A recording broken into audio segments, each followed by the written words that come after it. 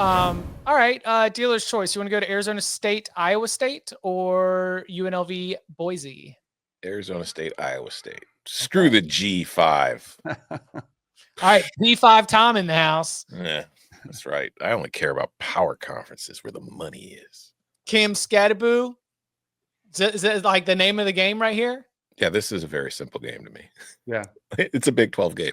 Like, it's on both sides. Can Iowa State, which hasn't been great against the run this year, they're 79th at EPA allowed per rush, can they stop Cam Skattebo? On the other side, can Arizona State defense that ranks 60th in EPA per dropback allowed stop an Iowa State offense that's 26th in EPA per dropback? Like, it's an interesting, stylish game, and that what Iowa State's best at offensively is what Arizona State's worst at defensively, and vice versa. And then, to me, this is going to be a shocking thought process for a Big 12 game. Red zone roulette and turnovers. Neither of these teams is good at finishing drives. Both are bad at keeping teams out of the end zone once they do reach the red zone. So which one of these two actually finishes drives and takes care of the football? Because they're both excellent in turnover margin overall, where Arizona State ranks 11th and Iowa State ranks 17th. But when it comes to points per turnover forced, Iowa State is 24th, which is good. Arizona State, 110th. So it's going to come down to which way the ball bounces quite literally in this game. I think I'm with you, Chip, about Cam Skattebo. I think it comes down to, can they get him going? Their rush rate is 60%, like he is their offense. Sam Levitt's good. He doesn't make the big mistake, but Skattebo catches the ball out of the backfield pretty well too. They find ways to get him the ball. I think their defense is probably the story that doesn't get talked about because it's probably the most improved of this team. But I worry about Iowa State's ability on defense to get off the field. You mentioned the rush defense, which has struggled all season long. I think that plays right in. Is it unfair? Like, I'm a momentum guy. It feels like Arizona State has more momentum, although Iowa State's had to win their way in too. So they have some. But as a momentum play, I'm kind of looking at Arizona State. I've got a momentum challenge on that one. Ooh. So hit the button. Momentum challenge. So Cam Skattebo is not only an important, they get him the ball out of the backfield, as Danny mentioned. He is also the leading active receiver in this game for Arizona State, because there are only 3 wide receivers who have more double-digit catches on the season right now. There is Melquan Stovall. He has 13 catches for 162 yards. There is Xavier Guillory. He has 17 catches for 291. I just said 13 and 17.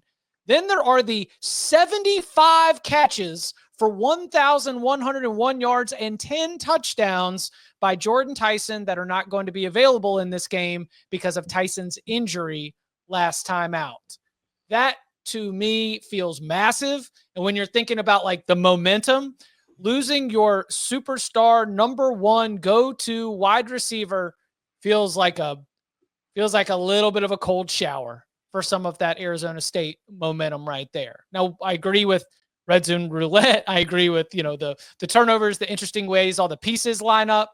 But if we're going to get to some of the secondary and third level storylines here, a 3rd and long when everybody in Jerry world knows that this is a screen to Skattebo where he's just going to try to go and look, he's so good that it still might work. Mm-hmm. But I just wonder if even the threat of Tyson would have given you a little bit of a tougher game plan for Iowa State's defense when it goes into stopping Arizona State and slowing some of that momentum. It's something definitely I'll be watching the pass game to not the running backs or tight ends early on in this game. Any other momentum is as good as your next day starting pitcher. That's right. It's Nayo performing at halftime. I was going to say, how will Nayo impact the game? With fireworks that indoors will just lead a smoky, lingering.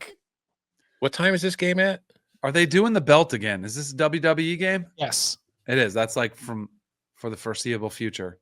Yes. This game, Championship oh, belt. It's new. Will we have, and it's at Jerry World, right? Yes.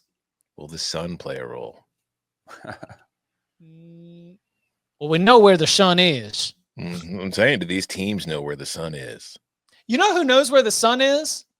Our stellar crew at CBS Sports. We've all done the remotes.